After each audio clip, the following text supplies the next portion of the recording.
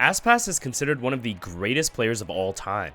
He placed top 3 at Champs for 3 consecutive years with 3 different rosters, and is the only player who has been able to do so. Despite this, Aspas has been getting some flack recently, being called a baiter. I'm a fucking Aspas hater, man. I think genuinely listen, he's a great player, but I think this guy, he's found out the formula for the VLR rating, knows that if you die less, you get rated higher, and all the stat Stevens have been gassing this guy up. He's a good player, but his stats make him out look better than he is. Does that make sense? He's definitely a beta. Now, this is a serious accusation, because it's generally understood to be a bad thing for duelist players like him. So in this video, we're going to uncover the truth behind this accusation once and for all. We'll be taking a deep dive into his stats, playstyle, and role, which has ultimately evolved over all the different metas. Is Aspas, one of the greatest duelists to ever touch the game, really a baiter? What does it even mean to be a baiter, and how does it truly affect his team's ability to win? Someone who definitely coaches good habits is VCT winner Chet, and you can learn directly from him and Emil in Gosu Academy's new program specifically designed for aspiring pro players. Their new Pro Academy features exclusive access to live sessions and workshops held by Tier 1 VCT coaches Chet and Emil. Yeah, you heard me right. They've got world-class coaches teaching weekly classes to help you with your Valorant gameplay. And not only that, they'll hold a weekly question period where you can get your own questions answered. This is a once-in-a-lifetime opportunity for anyone who is serious about playing pro to gain insight into what it's like training like a pro and the mindset required to reach the highest level of play. So check out the link in the description below to get started. If you use the code PRO25 at checkout, you can get a 25% discount on any package that you buy. Now let's get back to figuring out if Aspas is really a baiter or not. To start investigating Aspas's baiting tendencies, we should start with some basic first engagement stats from each of Aspas's teams over the years. Since another big criticism for him is that he's only dominant regionally and not internationally, all these statistics and research I use will be pulled from his champs performances each year. So keep in mind that we're only looking at his performances on the biggest international stage to remove biases from his regional dominance. Back in 2022 when Loud won it all, Aspas had the largest proportion of first engagements taken for his team, but not by much, as Sadhak was clearly an aggressive secondary entry that helped him open up rounds. Taking 29.5% of all first engagements definitely implies that you were a hard entry for your team. This remains similar in 2023, where Aspas was still taking the vast majority of first engagements during Loud's champs run. Kaunzin and Sadhak shared the role of secondary entry this year, but Aspas was still a clear hard entry for the team. 2023 Aspas was a demon for Loud, and he really became a one-man army in many situations, but Loud did not ultimately win champs and placed 3rd that year. Everything seemed to change in 2024 when Aspas joined Lev. Aspas didn't even have the highest number of first engagements for Lev, and it was actually Tex who had the most first engagements despite playing Sentinel for most of their matches. Aspas has always played Duelist on every single roster, but you can see that each year his specific job on each team has been slightly different, and on Lev, he was playing less of that hard entry role we used to see from him back on Loud. Baiting implies that you aren't going in as the Duelist, so if we take these stats at face value, you could say that Aspas wasn't a baiter in 2022 and 2023, but became a baiter in 2024 when his first engagements were much lower. However, stats never tell the entire story.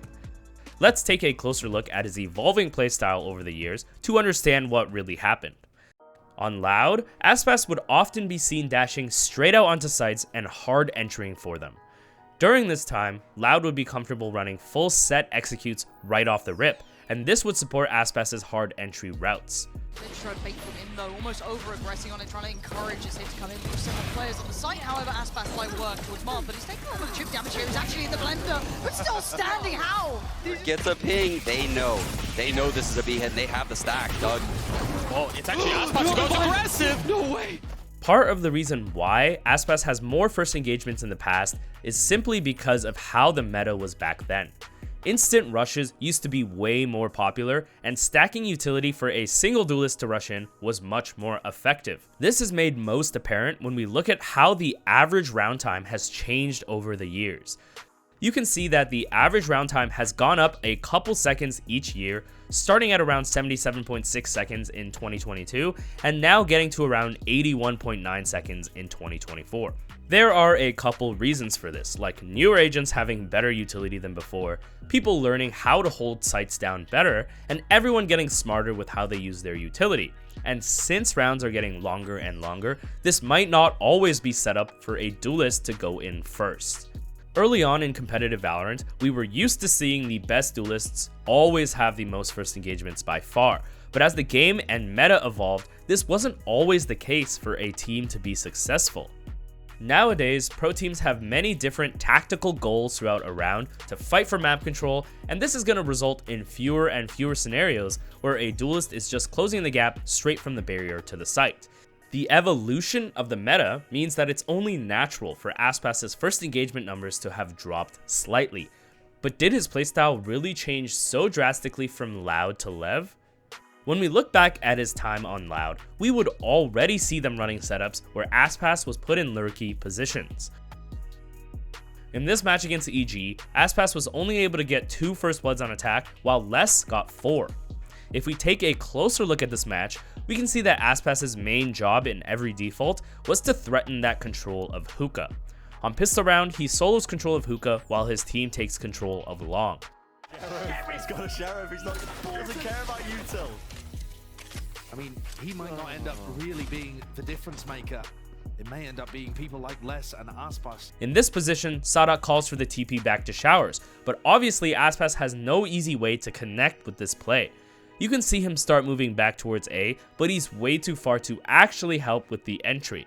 In this moment, Aspas realizes that the Sky Flash didn't clear him in hookah, so instead of trying to run A, he makes a lurk play reading the flank attempt off the misguided info. Getting this kill helps win the round just as much as his team's entry on A, as it completely opens up B for the rotate back through the teleporter and causes a desperate attempt from EG to chase.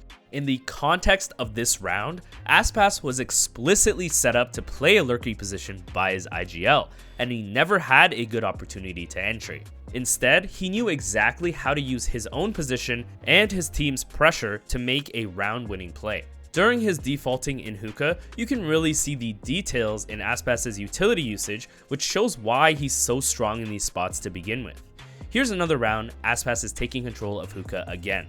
This time he works up to the corner instead of sending the instant boombot. This is because he knows that EG is on an eco and he has the advantage of contacting up a bit closer.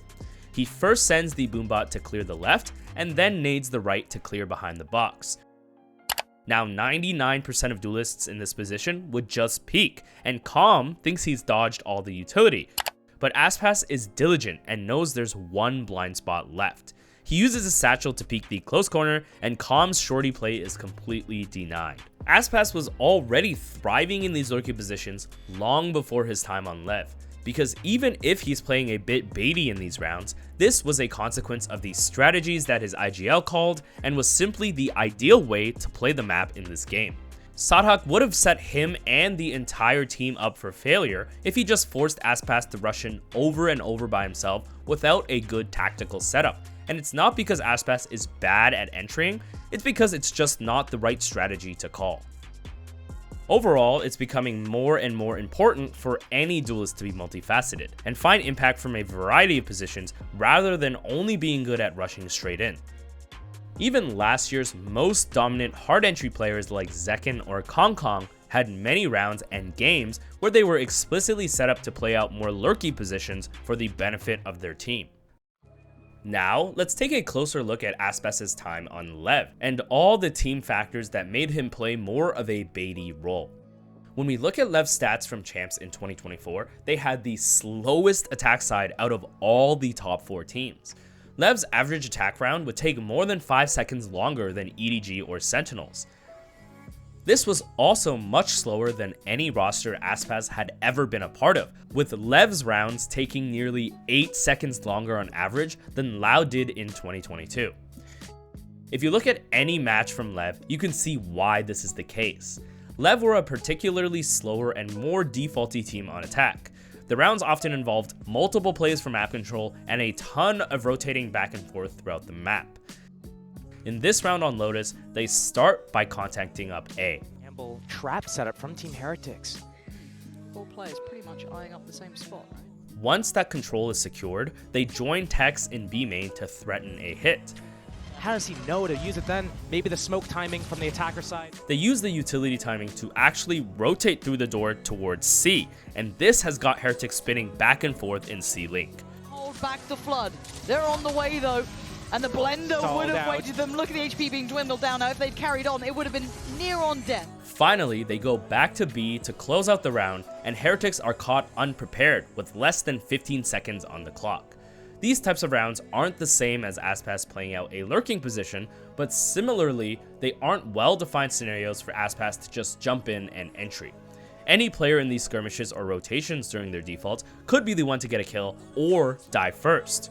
If Lev tends to play rounds like these, then it makes a lot of sense why Aspas isn't getting as many first bloods as he used to. But despite that, we were still seeing many rounds where Aspas is just sent in to fly in as Raze and earn the entries needed for his team. They're fighting. They're trying to fight in the chaos. With some really good concepts for them, giving them a couple of rounds here. Earlier info on this C-take, and we do have a play now posted beside Benji, but Aspas is in the door. How much can one man do? You can see that he obviously never lost this skill, he was just called upon to do it much less than before. Since Lev's playstyle tended to be slower, they were also picking maps which favored their playstyle and further encouraged Aspas to play more lurky. You can see that 2 of Lev's most successful maps at Champs this year were Abyss and Icebox, which are much larger maps that inherently mean you're going to see more attack opping and map-wide lurking rather than straight-up executes involving Aspas dashing in. And again, we still saw this, just way less. This is exactly how Loud played Breeze in 2022, with Aspas opping on many attack rounds and opening up rounds that way. I'd bet that Lev would have probably wanted to have Breeze in their pool if it was in the map rotation last season. Alright, so Lev's overall playstyle and map pool inherently pushes Aspas towards more lurky positions, but there's one last thing about Lev that made Aspas less of a hard entry this year than he used to be, and that's Tex. Tex was the ex-duelist player for the Guard when they won Ascension in 2023, and let me remind you that they beat M80 in the grand final that year, which was a team that people thought were better than most tier 1 teams at the time. When Tex joined Lev last year, he became their main Sentinel player. He obviously never lost his intuition for entering because he had more first engagements at Champs this year than Aspas, who played duelist every single game. If you have a player like Tex on your team who has a natural intuition for opening up the map, you're going to let him do his thing as much as possible. Watch how Aspas and Tex work beautifully off each other to find the opening kill against Heretics here. We already saw that Aspas knows exactly how to play off his team's pressure, and this balance of entering between Aspas and Tex is precisely why Lev worked so well as a team. Here's another clip against Heretics at Champs where Lev are in a 3v4 on Icebox. Lev are stuck towards B while Heretics have 3 players rotated over, so even though there isn't much time left, they don't feel comfortable hitting site. Aspas is left towards yellow box while King and Tex fake a rotate out and try to break apart the stack on B. Now watch exactly how Tex draws attention mid all by himself. He's not walking or trying to run the lurk, he's running, breaking the killjoy turret and making noise up tube to draw pressure. There were 3 players that were all ready to fight on B, but now 2 of them are turned around looking for Tex, and this opens up a timing for Aspas to creep his way out onto site and find the most important kill, allowing them to plant. Unfortunately, King panics when Rienz tries to stop the plant, and Lev loses the round to time. But this round would not have been possible without Tex's efforts.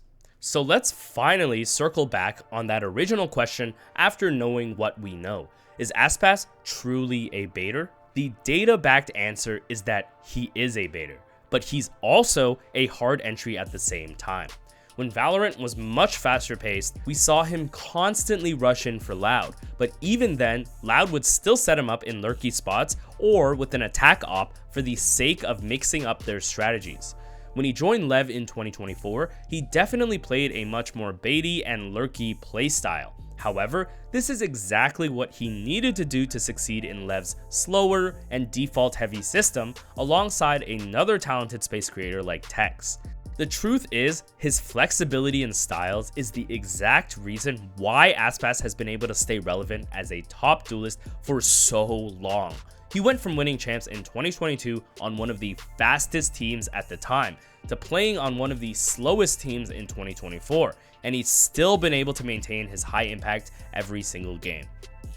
Think back to some other dominant players throughout the years who have struggled to adapt to different metas and teams. Aspas still thrives as one of the best raised and best Jet players in the world, and although he may not be the best player on Neon, he played it well enough for Lev to be able to win maps on Sunset. Valorant is just getting more and more complex, requiring a wider variety of strategies, and each player requiring a more expansive skill set. Rushing headfirst with your duelist is no longer the best way to play the game every single round, so even though Aspas is a baiter sometimes, if that's exactly what teams want and need from him, he should definitely keep doing it. If you made it all the way to the end of the video, thank you so much for watching. Keep leaving comments for suggestions because I read most of the comments, and even if I don't have time to respond, it could get the gears turning for a future video. Thanks again, and see you guys next time.